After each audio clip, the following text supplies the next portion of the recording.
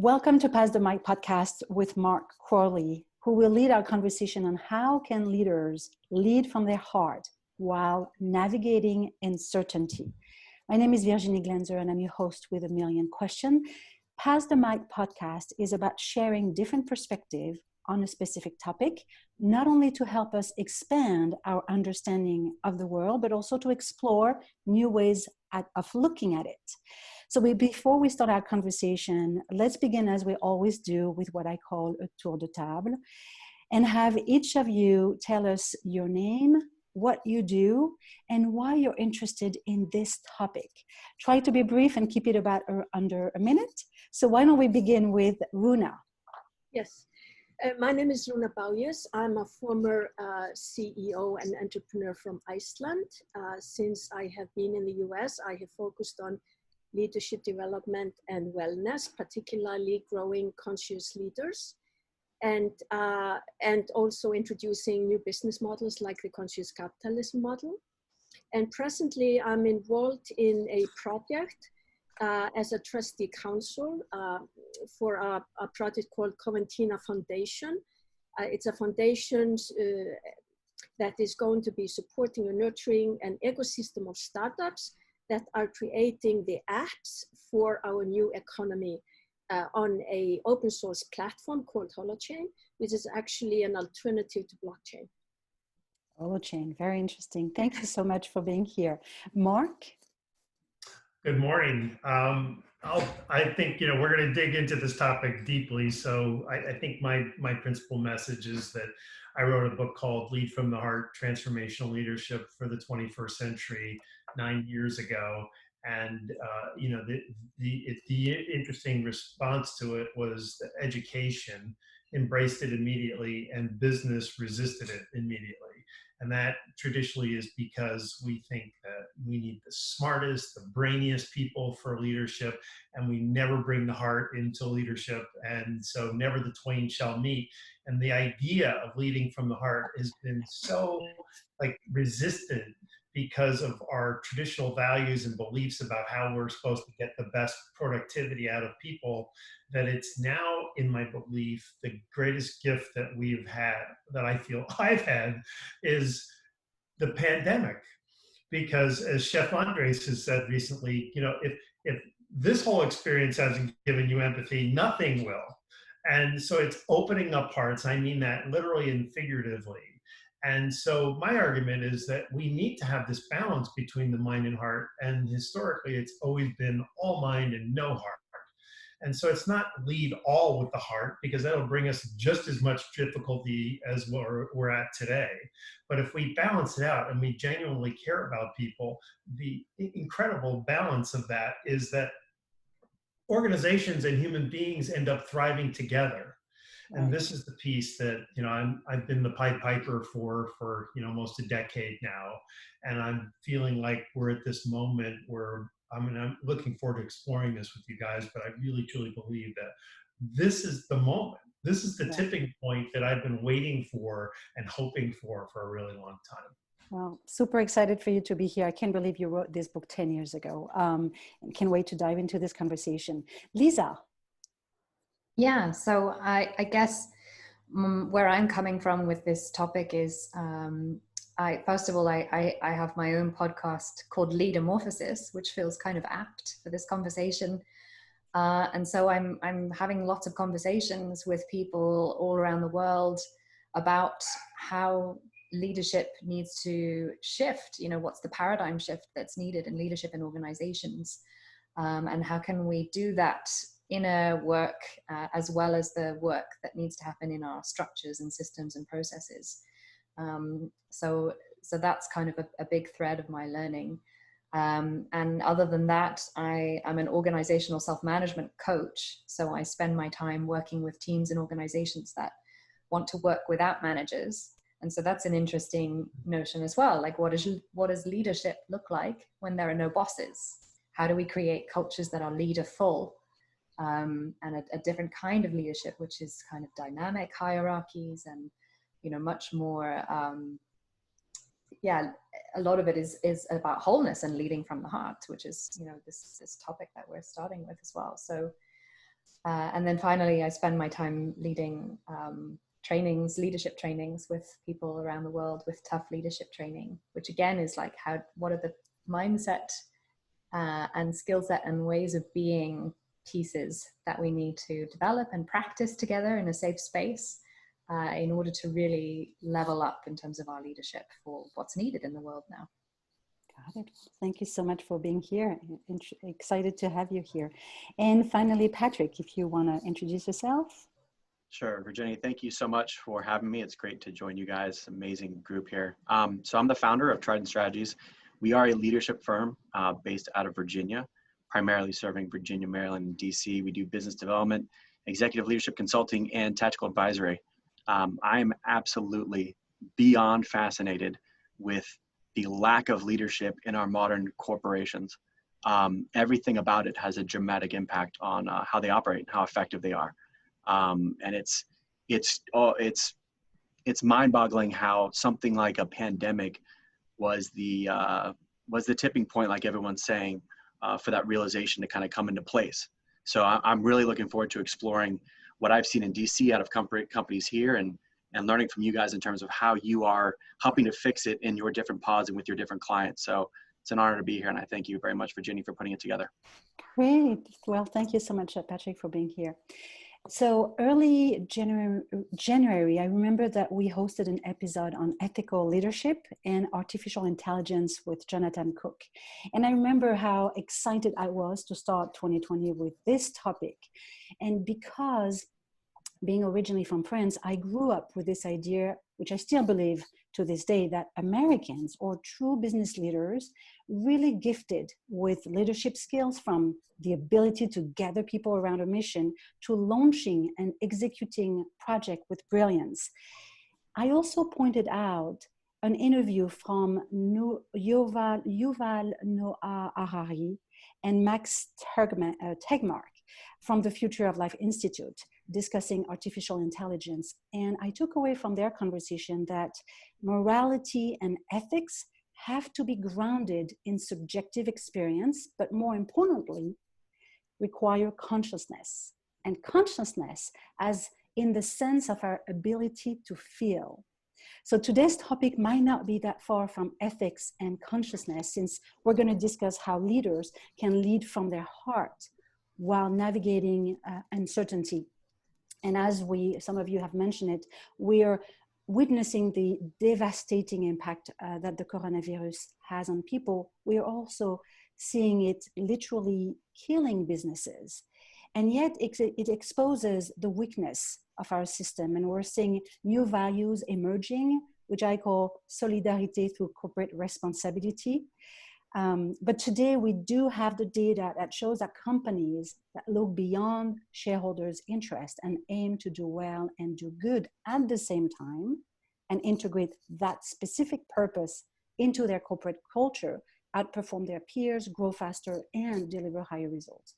So Mark, why don't you lead us into this conversation? And perhaps you could start by just sharing your own understanding of what does it mean to lead from our heart? Well, I want to tap into what you just said. Two words that stuck out for me was consciousness and feeling. And our consciousness is that historically, and this is, in other words, historically, we have had this consciousness, and it continues to this day, that people really don't want to work, and that the best way to get productivity out of them is to make them work harder. So whether we do that through fear, whether we do that through micromanagement, whether we do that through some form of intimidation, close attention to what they're doing all day long, we create, and the expectation, what I find, we think things are getting better because of the tipping point that we're talking about, and yet we're seeing that people are working 3 hours a day longer working from home than they were before because managers haven't established any boundaries. They're basically thinking, I can get people when I need them, I know where they are. And so, we really haven't improved from this consciousness, which says that the best way to drive performance out of human beings is to push them, challenge them, intimidate them, managing them with fear, all those kinds of things. So on the other side of this is that we human beings are hardwired to thrive on positive emotions. Positive feelings and emotions is what not only makes us thrive as people, but it actually translates into whether or not we're happy in our jobs and whether we're engaged and whether we're committed and loyal.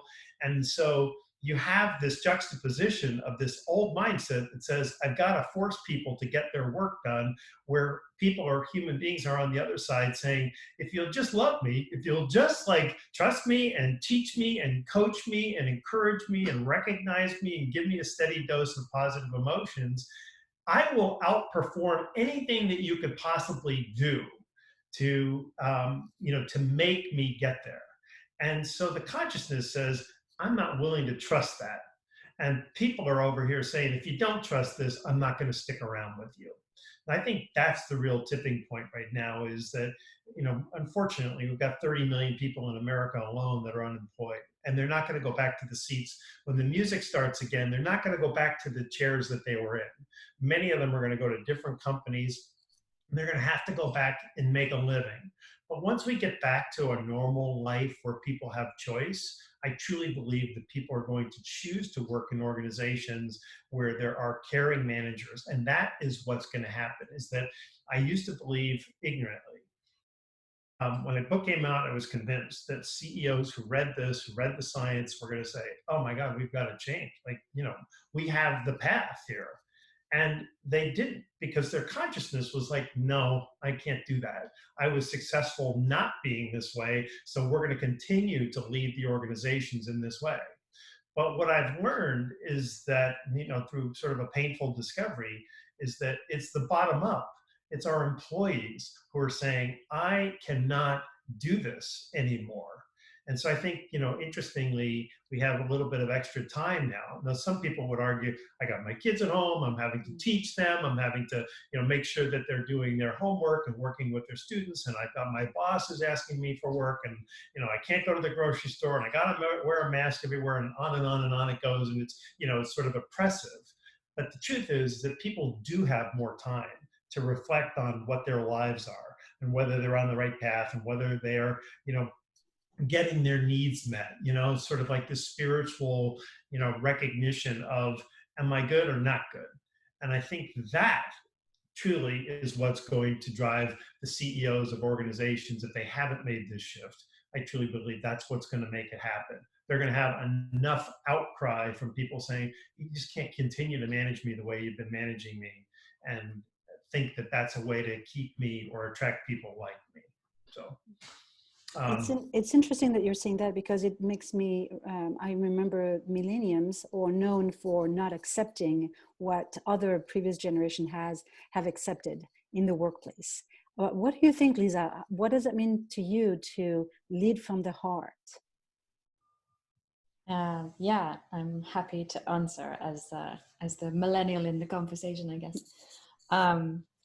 I think I was thinking as you were speaking, Mark, that I think the first time I started to think about this was back in 2014 at a conference where I saw a London Business School professor called Julian Birkinshaw giving a talk, and he was sort of showing how, going back to the Industrial Revolution, we've had kind of 3 phases of leadership. In terms of like the mindset and the assumptions we make. And the first was, in the industrial era, you could summarize it as like hands, that we needed people to operate machines. We just needed bodies. And if you could get human power, that was how you succeeded in the industrial era. And because it was pretty menial work, then you needed to, crack the whip, and you needed to micromanage people, because otherwise they wouldn't do this work. It wasn't very purposeful. And then the next phase was you could call it head, where we had the information knowledge era, where as a leader, if you had knowledge, if you were smart, if you had information as a company, as an organization, that was like your capital. That was the way to be competitive. And then he said that the kind of emerging paradigm or what we're leading into now is heart. Is like nowadays, with uncertainty and things, the pace of change being faster and all of that stuff, it's increasingly important to have leaders who are emotionally intelligent and leaders who can have kind of conviction. You know, having all knowledge in the world is not going to help you navigate complexity and uncertainty, because there's no possible way of knowing what the best decision is. So I think this leading with heart piece is really, really relevant. And I think for me, what's interesting as well is, in a way, it's going back to pre-industrial, maybe even ancient ideas of leadership. And I interviewed someone the other day, Janara Garingaring is her name, and she's an Aboriginal woman who compared Robert Keegan's work around adult development and kind of vertical development, and compared and contrasted it with Aboriginal eldership culture. And the kind of utmost pinnacle of leadership or consciousness is something that Robert Keegan calls sacred leadership. And in eldership sort of culture, in Aboriginal culture, which is like 60,000 years old, the principles of what makes a good leader, and leaders are chosen, they're not enforced, they're sort of selected by the group, are qualities like humility, being able to resolve and transform conflicts with other people, you know, so they're very much leading from the heart qualities instead of you know, knowledge or being the expert or being able to make the right decision or being responsible. So I think it's really interesting, this shift that we're seeing, and curious that in a way it's like going back to perhaps our pre-industrial roots and trying to get back to the essence of who we are as humans, and kind of stripping away. The idea, you know, the word heart is, you know, it has a charge to it that is either positive to people who have an enlightened view of what it could mean and what the implications are, as you're describing. And then it also has the never, ever, ever do we do that kind of an attitude, you know. So, and that's the one that's much more powerful, where people instinctively just go, you don't do it, you don't get close to people, they get soft around the middle, they take advantage of you, it wastes too much time, and there's a million different answers to it. So I actually had a woman that I paid thousands and thousands of dollars to tell me to never ever use the expression lead from the heart again. She said, you know, this is just us 5 people talking here. So she goes, I paid her $10,000, and she said, I've read your book and I want to give you your strategy, because I come out of nowhere. I'd come out of corporate America. Nobody knew who I was. And so she just said, you know, if your strategy is to build a brand and get people to know you, you will fucking fail if you continue to use the experience of the language lead from the heart. She goes, you know, and I'm not kidding, you know, and it was painful to hear. My first question was, did you cash the check? Because, you know, I paid for this advice. But I'm sure that she must have had some reason to back up this decision. She did. Maybe your audience, because you said it earlier, your audience originally, or executives, male, who didn't want to hear what you had to say. I think she was telegraphing to me, the world is going to be, you know, punishing you for a long time here. We're not ready for this. But I want to go back to what you said, because so, in other words, if you take it from the progression of, you know, the idea is launched and then people reject it because it's so foreign to what we know and so foreign to what we think we're good at. So if you think you're good at manipulating people or managing with fear, you're not going to want to go into this because it puts you into weakness. So the word heart, with all that charge to it, has made me reluctant to say something that you did, which is, this is sacred information. There is a spiritual aspect to this. In other words, our human hearts are feeling, sensing organs, and they guide us. And if we work for a boss who manipulates us or doesn't give us trust in an environment where we feel psychologically safe and supported and valued and all those kinds of things, we have the message inside going, this isn't right, and this isn't making me happy. And so you look at the human species, we survived through collaboration and cooperation. We didn't compete within each other, you know, and try to steal from each other and take. We shared, we gave to one another and made sure that each one survived. So I think that has to be on a global scale, the message that comes from where we are today, which is we're all connected, and that if we are connected and we look out for each other rather than try to, you know, steal from each other or compete with each other, we're going to do far better. That's still a very big argument to overcome with a lot of people's minds. So. Right. It's almost like there's the pre-COVID and the post-COVID.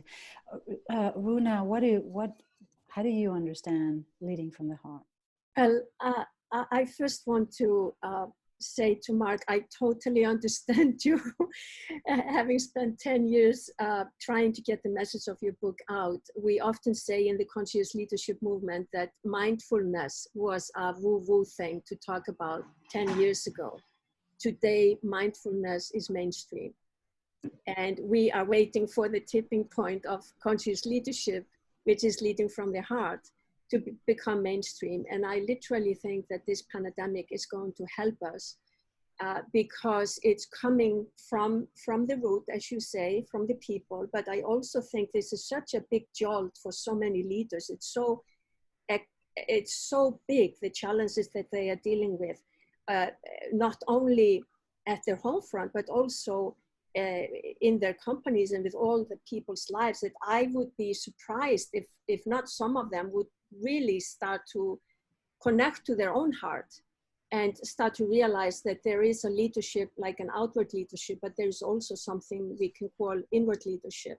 And this forced pause that we are invited into now, I think is an opportunity to go inward and start to explore our own inner guidance and own inner guidance system. And in shamanism that I was trained in, we very much focus on what we call the council ways, which is the circular leadership.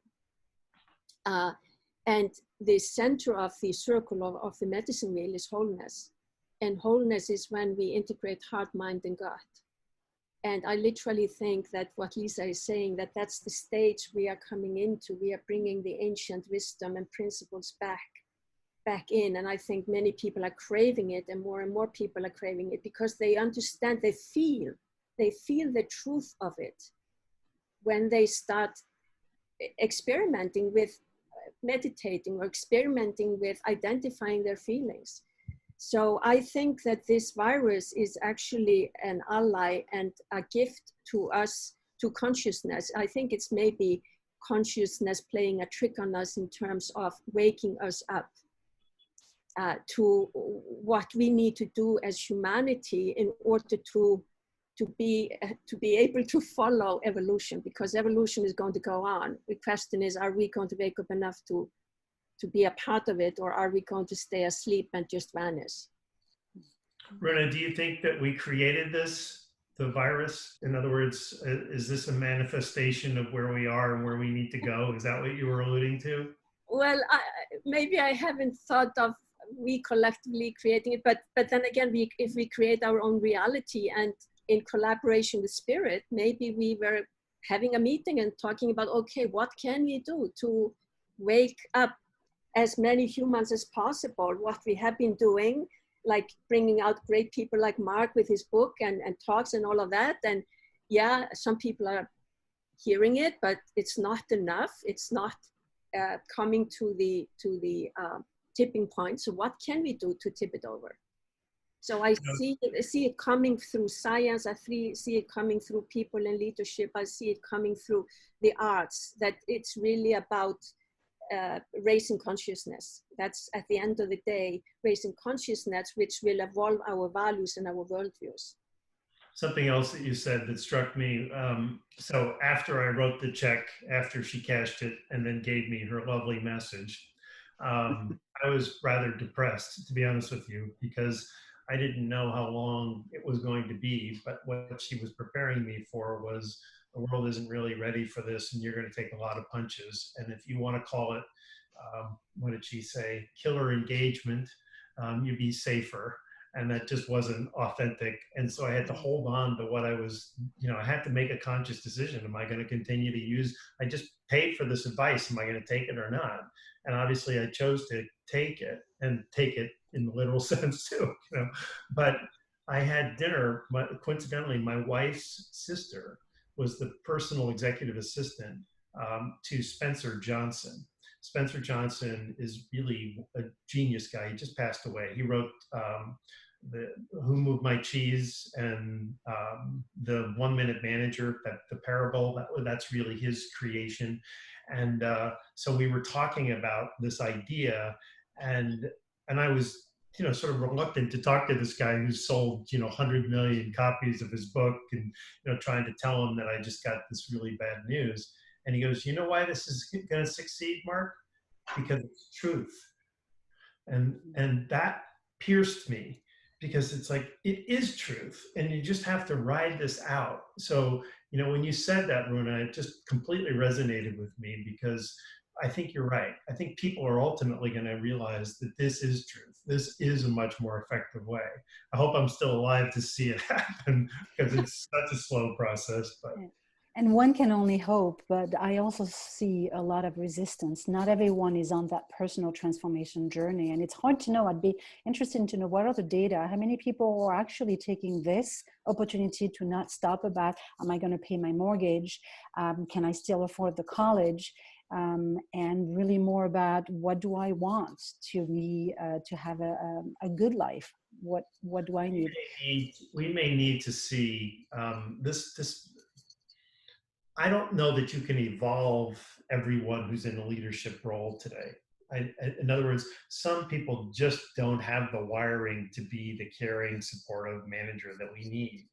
And so if you change the model, so this is sort of a weird example, but if you have had a pizza restaurant for 50 years or 100 years, and you suddenly see that people are not eating pizza, but they're eating chicken. Well, if you go to the guy who's been spinning pizzas and, swirling them in his one finger, and you say to him, hey, we need you to start to learn chicken. Some people are going to go, well, I'm a pizza guy, so I don't really want to do that. Or they're going to say, I don't know if I can get there, but I'll try.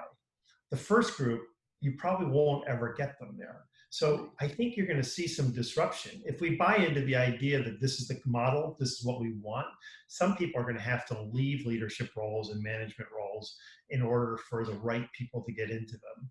And Gallup has actually shown, this is a surprising number, that really only 30% of the world's population has that caring gene. And so 30%, you said?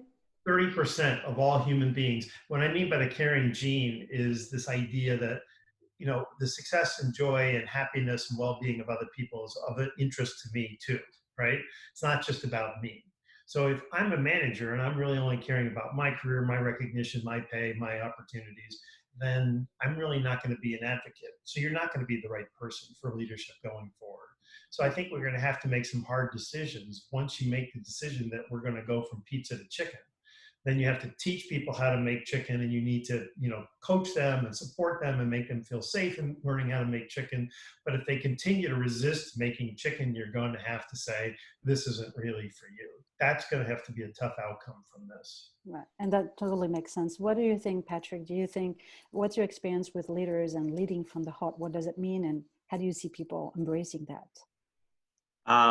So I guess the secret maybe to our entire conversation, and maybe it's something that, Elon Musk and all these other guys who are doing some amazing things haven't gotten around to figuring out, is that the last and greatest technology left on our planet is the human technology. Mm-hmm. And that's something that, you see people trying to search for it. You see throughout time, people have gotten into meditation, whatever searching they've tried to do.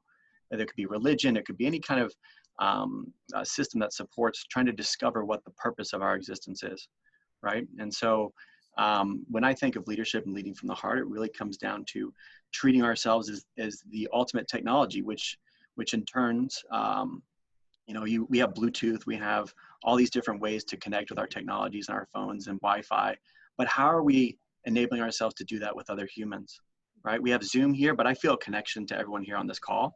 Uniquely so, I do. It's kind of strange that I'm saying that, but I do feel, because of the like wave mindsets that are going on. And Mark, you cover it great in your book about looking into the actual science behind what the heart is doing when it's trying to go through adversity, or when it's trying to learn, or when it's trying to perform its function of caring for other people. So I really enjoyed you actually digging into heart math and looking into all those different things. My personal experience, I went to the Better Brain Center. I got the heart math thing. I did a full diagnostics on what was going on inside. And then I went to meditation centers. And so what I found is that after taking diagnostics of my internals and diving deep into meditation, transcendental, whatever it may be, my performance in the business sector, it was mind-blowing. It was really cool. People are responding now to when I made improvements than years and years ago, where I thought, you know, it was all about me, or I was more selfish. But as you go further along and you open up your aperture, you know, the heart has this limitless ability to connect. And so when it comes to leadership, that's the bottom line, is connecting with the ultimate technology. And people can feel that. Even though we're disconnected, people can still feel that. So that's kind of my personal experience, what it means to lead from the heart. And Mark, I feel like I'm cheating. I have the answers to the test here today. So Honored by that. That's so awesome. Thank you. I cheated. I want, this is like a really important question for everybody here. So you mentioned Elon Musk, and I want to throw in with him Jeff Bezos.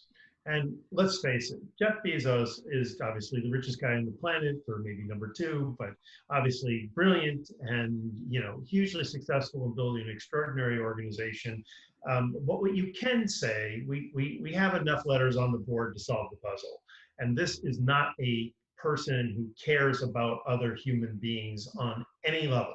I'm comfortable in saying, in terms of really caring about the people that work there. There is enough evidence that it's actually the opposite. So you just saw yesterday one of their top engineers leave because, you know, these employees are saying, you want us to come to work and you want us to kill ourselves in our job, but you're not protecting ourselves. You're not protecting us. You're not giving us the support that we need. People have rather inhumane treatment in those warehouses. It's almost as if he's already made the mindset that these are all robots. And, you know, so this is a real problem. But the question is, how do you reconcile that Elon Musk, who's another clear genius, how is it that they could be so successful by really not caring about people? And I lean more into Jeff Bezos than I do on Elon Musk because I'm more familiar with what they do in Amazon. But does it sort of scare you that you can get away with it even today, that you can be that successful and not care about people, not really have any heart in the organization? He's being finger pointing right now. Go ahead. It scares me. It scares me. And he is in a position of power because of his wealth and his position. And that comes to one of my projects, which is I founded a project called the True Power Institute, which is about how can we redistribute power. And for me, Bezos is an example of someone who is abusing his power or misusing his power. He has an amazing platform to do good in the world. And I think he's doing the opposite. Yes, he is serving us. I am guilty of ordering through Amazon and getting my stuff to my doorstep. But the way he treats his people and has for a long time is not the way I want to see the leaders of the future. And I am hoping that other leaders will come in and show a different picture, like Mark Benioff from Salesforce, who is the opposite. That we will get enough of people like that. I even read an article yesterday, the CEO of Bank of America, of all places, and the CEO of Xerox, they are doing major thing to activate their connections and their resources to do positive things for humankind that has nothing to do with the bottom line. And the more examples we see like that, which is opposite to what happened to leaders after 2008, where they all put the money into their pocket. I think we are now shifting to what we used to do before, which is more coming from an ethical place of thinking about the collective. At least that's my hope. It might be naive, but I am an optimist and I want to contribute to optimism. And I just keep on hammering on it because I believe, Mark, if we just continue with our mantra, in the end, we will reach the tipping point. Maybe not in our lifetime, but at least we know we have contributed to it so we can die peacefully.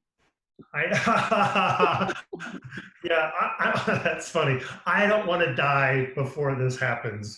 I think that would be a very sad ending, to be honest with you. So, Patrick, what were you going to say? No, it's just, it's, you've got 15 years on this whole technology run, right? You know, since Facebook and all those other technology platforms have risen, we've been in this instance of separation or forced separation or technological separation in a drop of a time, in a very small amount of time, right? And so we're looking to solve, you know, millions of years worth of problems in a shorter period of time because our technology has compounded that that problem. So, I mean, you know, when I think of if we talk about Jeff Bezos or certain kinds of companies that exist today, it's a product-based company that largely caters to third-party resellers that never get to meet their customers in person. They don't ever have to talk to them. They don't have to like have a video conference with them. There is zero connectivity. I click, I order, and someone from somewhere across the country spent their, you know, their time and their effort and their wonderful energy making something for me, and it comes to my doorstep. And so it takes, the business is largely humanless as it is. So maybe we get to the point of automation where those kinds of companies are not as risk for worse leadership dynamics, but for the vast majority of the rest of the companies that deal with more of the people, that's where we're going to have to focus. So hopefully we make product companies more product and automation oriented, and our human companies can return to a more human place, and we can focus on there, because some of those other companies, it may be too late, and we may need to make robots operate in those environments more than we would in the human dynamic. But as far as I know, everyone here on this call and the rest of the humans that are on the planet, we're not going anywhere for you know, for a long period of time, I hope. So we need to make the most of it. So God, you know, inshallah, you know. I want to say that a part of my passion at the moment is working with this Coventina Foundation Institute, because what these people are doing are creating an alternative to the system that we have, to the infrastructure, financial infrastructures, and to companies like Amazon and Facebook. And that to me excites me to no end. If we could have same or better services without having the middle person like Facebook or Amazon or Apple. So that's why I'm putting part of my energy and effort into that, because on a soul level for me, that feeds me like nothing else, because if I can be a part of fostering that, I really feel that that is the biggest impact that I can have. You're talking about Holochain? Yeah, Holochain is one product, one technology out of a whole technology stack that we will have in Coventina Foundation. And we just started with these two. The other one is Holo, which is cloud computing hosting service that is allowing us, the individuals, to host our own services and host each other and getting paid for it. So if you have extra power or storage that you are not using and I need it, I can buy that from you and you pay me for it. Right, share there's distributed. no bank, there's no middle person. Yeah. So that's how I'm hoping we can outsmart Bezos and guys like that. But if Amazon is, but let me ask you this, if Amazon and those type of data-driven or system-driven organizations who are lacking human touch have been able to produce companies without any empathy and are abusing people, how can that change if we're just changing the system instead of adding human touch? Well, I think that comes down to the bottom up that Mark talked about. It comes down to the individual people taking their power back. We need to step into our power and not buy into that we have to buy from Bezos. Where else can we buy? And if there are young entrepreneurs that are building different systems that are built on the collective intelligence and equality and justice, where we can all benefit, it's built on abundance mentality, why wouldn't we direct our business to that? I mean, that's what I will do. So it's going to be difficult to both educate people about it and have them move over, but I'm hoping that they will. So it's really, really important to help people to understand that they have more power than they think they have. So in a way, you're saying that the intention from which we start and a company, a system is the essential element. Yeah, exactly. So it's starting from human-centric, peer-to-peer, and it's all these technologies I'm talking about are all built on the patterns of nature, on the consciousness of nature. Yeah, I mean, you're really implying that this is very unsustainable. And so, Patrick is pointing out, I mean, Amazon is only a 20-year-old company. So, and they've grown from being a bookseller to now selling everything, and, almost happened overnight. They sort of figured out the model before anybody else did. They exploited it very well. And so we're sort of watching them take our money and deliver services incredible time. And so we're sort of in awe of what they're able to do for us. The parallel to that is Walmart. So their founder, interestingly enough, was this hugely caring guy, Sam Walton. And after he died, they went to the antithesis of leading from the heart, one of the most exploitive models possible, where they literally paid people as little as possible, squeezed as much of that of them as possible, kept them from getting promotions so that they wouldn't get overtime or health benefits. And so they did this in order to do what the Amazon model is, which is to give us the cheapest prices, which is what we all like, right? We all want to spend the least to get the best thing. And so we sort of looked away as human beings. But what happened when the economy was thriving, up until COVID, is that people finally were doing the bottom up, fed up. I can't live off of the wages that you're paying me. I can't survive in the way you're treating me. And because people had options, even for $1 more an hour, sadly, they chose it. And so all of a sudden you're seeing Walmart sort of evolve. Now, are they going to be the model for lead from the heart? No. They got like this amount of heart, but it's much more than they've ever had before. And so now they're paying people more money. They're giving people more opportunities to learn and grow. There's actually a much more of a developmental culture there than's ever been. So people feel like they're learning more. I think the world is going to force, again, the Amazons of the world to change, because people just simply aren't going to stand for it. At some point, they're going to rise up. So, Lisa, what do you think? Yeah, I think about a parallel of education as well, which I think, if you think about organizations and leadership and how that needs to change, I think there's a parallel shift that needs to happen in our education systems. And it's kind of a side project of mine that I'm passionate about, researching alternative schools and educational models. And it seems like the educational institution or system, it's really hard to change from the inside. But it seems like if we can see enough of these examples of what's possible, what alternatives are possible, there are so many great examples of alternative schools working in a really good way now, where it's, parallels to what we're talking about, where children, students and young people are given so much more autonomy, like learning is much more self-directed, it's much more social instead of competitive and the kind of industrial model. And I think the same is maybe true of organizations. If you look at the examples like Patagonia, and not standing for, the tax cuts that were made and giving that money instead to worthy causes, or if you look at world leaders like Jacinda Ardern in New Zealand, who are doing things differently, there are starting to be these examples of people saying, well, we're going to do it a different way. And my hope is that if enough of those examples happen and we help to tell those stories and lift those up, that it will start to make the current system obsolete, right? That's the hope that I'm hoping for. And whether that happens even in my lifetime or not is up for debate. Margaret Wheatley told me that Peter Senge said it's going to take 300 years before we really see a big shift. So we will be scared me. We will be dead, Bruna. Maybe. But I can go. Yeah, but no. I think it's still, like Runa said, I think it's still worth doing this work, right? Even if we don't see the full impacts of it. I'm far more optimistic in the sense that, I don't think it's going to take 300 years. I think we have this magnificent opportunity with what we're living through right now to really reassess and go back and say, we want to do things differently. That's kind of that's the message I'm communicating. And I'm hoping that that's what people are coming to naturally.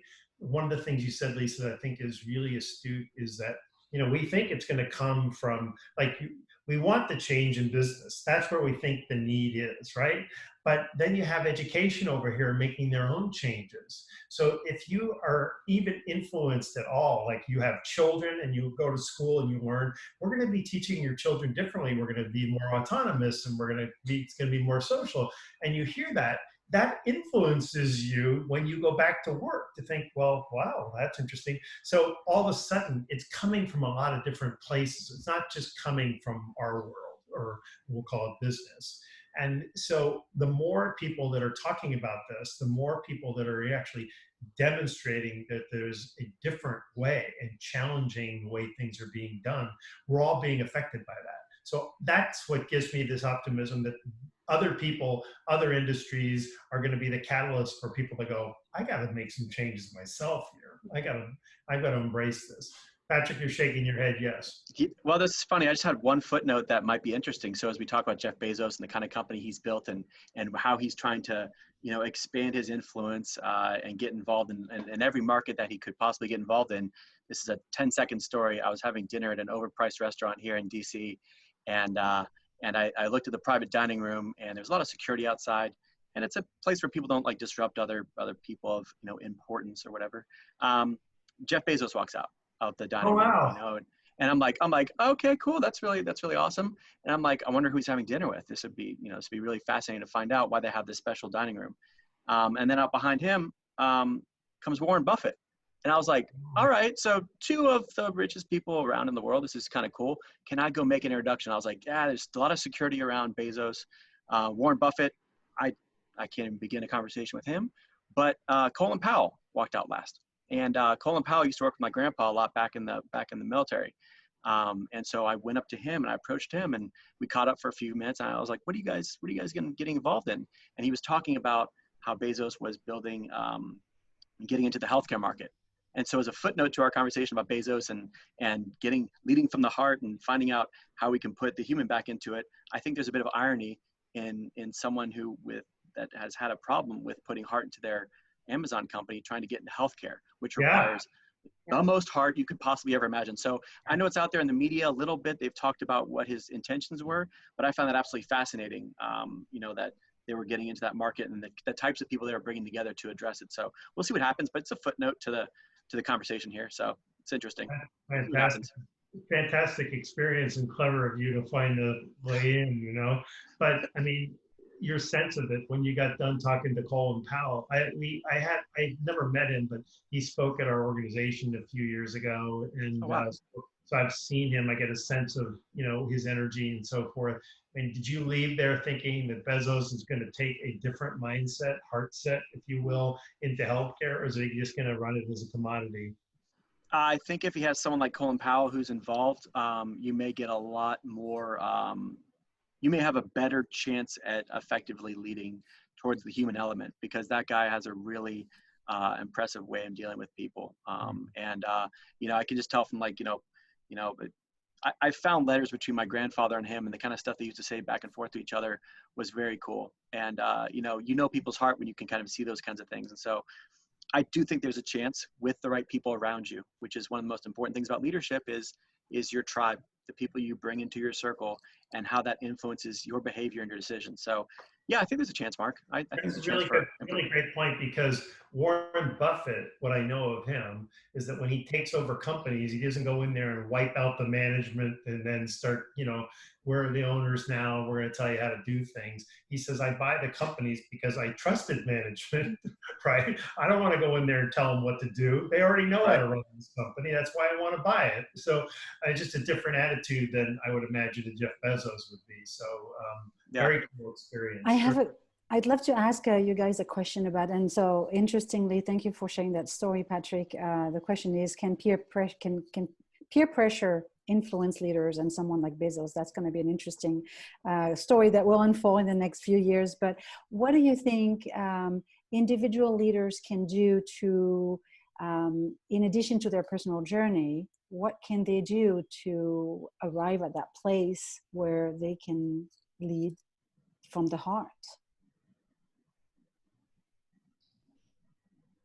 Well, I'm happy to go first here. I think it all starts with that inner journey. I think they cannot lead from their heart unless they have taken the journey, inward journey, and connected to their heart and maybe to something bigger than themselves.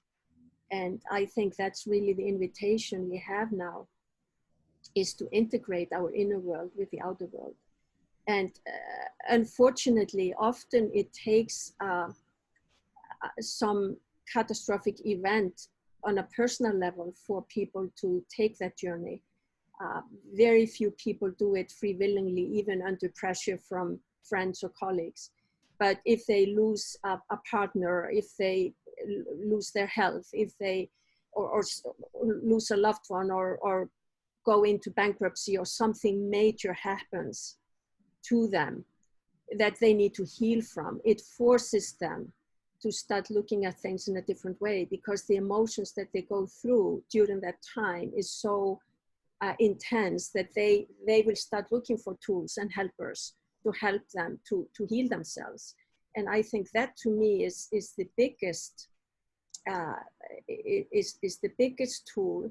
And then when leaders have started to feel that from the inside, the radiation of the heart just flows out.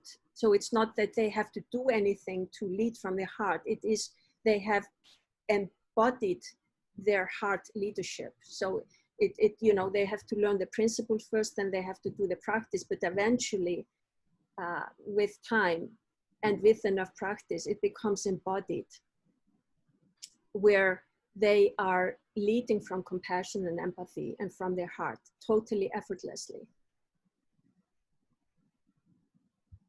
Lisa, you're shaking your head. Yeah, I nod a lot in general. It's how I listen.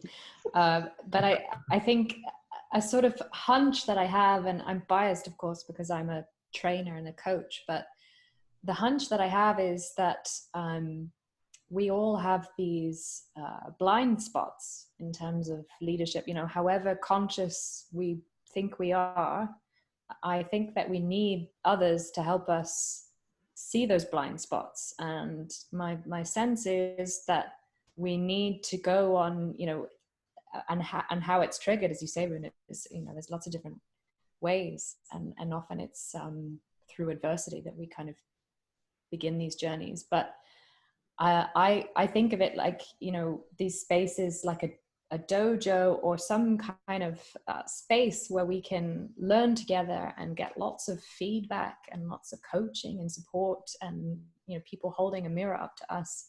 And it's often like, you know, Frederick Laloux, who wrote Reinventing Organizations, he talks about growth pain, and that, you know, to go on this journey to becoming a more conscious leader involves growth pain. And like, I think all things in life that we learn, when they're, you know, real lessons that really change who we are, they're often painful. And I think that's, you know, like when you train in the gym, when your muscles ache, you know that you're developing something, right? So my sense is that we need to find these different learning communities where we can practice together and learn together and support each other. And that's not just, you know, patting each other on the back, but really challenging each other. And without that, you know, I really think if we want to shift leadership in our organizations, it's not enough to change our structures and processes. We really need to do this hard work of really like interrogating ourselves and developing new muscles, which are totally different muscles to the industrial kind of paradigm that we've been talking about. Like those things in a way are going to get in the way for you to lead from the heart. And that's going to be scary and painful, and that's okay. I think we need to be compassionate about that. It's not our fault. This is the sort of thing we've been conditioned into. But if we can practice together a new way of being, a new way of leading, that I think is, in my view, at least from what I've experienced so far, the only way really that we can shift. It makes me, it reminds me years ago, a woman that I was working for was actually pretty enlightened, and she brought in this guy to do a meditation session. And it was just, he was just coming in to do like a 15, it wasn't even that long, it was like a 15-minute meditation. And then he was going to leave. And then we were going to get on to our meeting. And I'll never forget this one guy who was, you know, my peers. And he just sat in the back of the room like, hell no, am I going to do any of this? You know, it was like, I'm going to be hypnotized. You know, there's some weirdness going on here. And so, you know, you have to get over that low hurdle first, which is, you know, that it's okay to go through that journey. Your idea about pain, if anybody's ever gone through the journey you're talking about, and I certainly have, if somebody were to tell me how painful it was to go through that process, I probably wouldn't have done it. Actually, somebody said that to me once, you know, she goes, would you have done it had you have known? And I go, hell no, you know? So, you know, I mean, seriously, because it was really, you know, the dark night of the soul, the whole thing. I had a lot to heal nevertheless, but I think truly human beings, we all do. We all had some sort of experience in our life that set us back and, you know, sort of keeps us from growing and having that safe environment. I almost think, you know, as a trainer, it's be a fantastic business for you to, you know, start, which is to take in leaders outside of their environments and give them a place where they can learn about themselves and actually, you know, do that kind of work. Write your obituary, write your values, identify who you really want to be. Tell me your life story, write your life story down and figure out what it was that's influencing you to have gotten where you are. That's a very difficult stretch of activities, but if we can do that for leaders and get them to the other side of it and then put them back in the workplace, then they're already profoundly and permanently changed. If we expect workplaces to do this, you're right, it's going to be 300 years before, you know, we're actually going to see it. So that's really good. Patrick? I'm sorry. Yeah. No, Virginia, what were we going to say? Well, because we're getting up to the end of the hour, we're going to have to end this conversation, and we're going to end it the way it begins. So we still have a little of time to share. But first of all, I want to thank everyone for this insightful conversation. One of the premise of this podcast is that there's too much talking and not enough doing. So why don't we pass the mic and share what you've heard today that will inspire you to do something differently than the way you did it prior to this conversation, or anything that you felt was left unsaid. Any last thoughts? And to give you a moment to collect your thoughts, I'm going to share my own takeaway. I, first of all, found this conversation really exciting because I'm on my personal journey and I'm looking for ways to disrupt my own belief.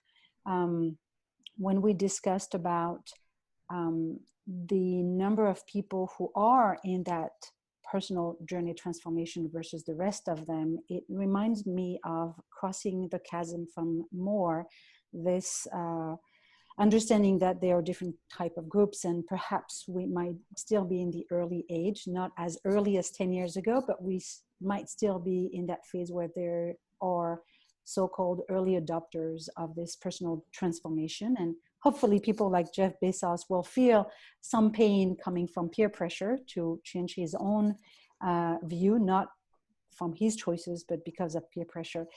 The two things that I am taking away from this conversation. The first one is when Mark, you started sharing about your own experience in rejection. And then Lisa, you talked about growth pain. And I think as a leader, once you recognize and accept that there's going to be growth, there's going to be pain, it's a little bit liberating, actually. And as the opposite of you, Mark, if I go back to my last 10 years, and look at the various moments that were painful, I would want to go through them because of what they brought me. It was worth it. So that's number one, you know, reminding myself that with leadership comes some sort of pain, whether it's through rejection, not being afraid of standing strong on your values and not being liked by others. So that's one. And then this idea of the sacred leadership, whether it's connected to mindfulness or not, and this idea that leaders are chosen, it definitely rings a bell. On many levels, I love that idea. I want to dive into it. I feel that it brings a lot of humility.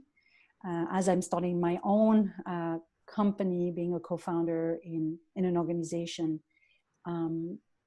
and it makes you want to do, you know, go beyond, not to get something for you, but almost being chosen as a leader has, it has to come from other people.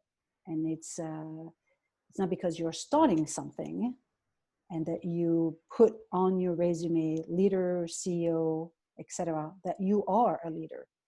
You have to be chosen. I think it brings a depth and a different understanding. So thank you so much for this learning. So Mark, you'll be the last one to end this conversation with your thoughts or understanding. So why don't we begin with Runa? Any last words or things that were unsaid or understanding? Yes, I would want to come back to words that Lisa said, and where she was reminding us that it's not only about business and leadership, it's also about education and all other systems. And what I would like to take away is invitation to me and to everyone else to create a new narrative around the future that we want to live in, and we want to hand over to our children and to our grandchildren and to the next 7 generations. What is that narrative? Who is in that narrative? What is in that narrative? How are we living? How are we interacting? How are we loving each other? And I want to do even more of taking on being the messenger for that story. Like Lisa said, we need to, the more of us that bring that story out, that new narrative out, the more chance we have of reaching more people to create that tipping point. That's what I would maybe end this on. Thank you very much. To reaching mass market, yes, and really transforming society as a whole. Patrick, what would be your own takeaways? To all my fellow leadership and heart astronauts out there with our Space Commander Virginia here, I think the biggest takeaway for me would be to emphasize very keenly Runa's dynamic that through great trials and tribulation comes a tremendous growth,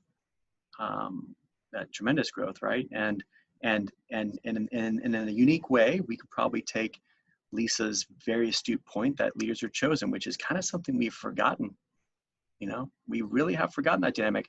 I can put up as much marketing as I want and say I'm a leader and say I'm a CEO and say I'm a XYZ, and we're in a society of self-labeling, right? And not as much earning as it could be.